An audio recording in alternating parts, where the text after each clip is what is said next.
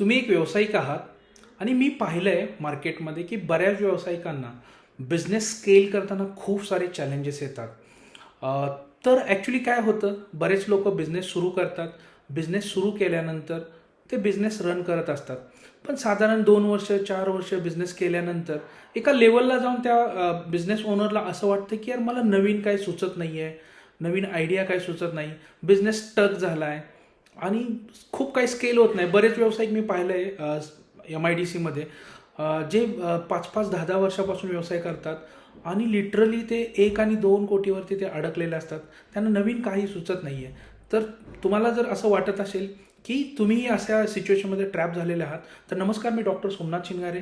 गेल्या 18 वर्षापासून मी बिझनेस मॅनेजमेंटमध्ये काम करतो आहे आणि गेले 5 ते 6 वर्षापासून मी माझा स्वतःचा व्यवसाय ऑलमोस्ट ॲटोमेट केलेला आहे आणि वी आर डुईंग स्केल, म्हणजे दरवर्षी आम्ही ऑलमोस्ट 2x ग्रोथ करत आहोत.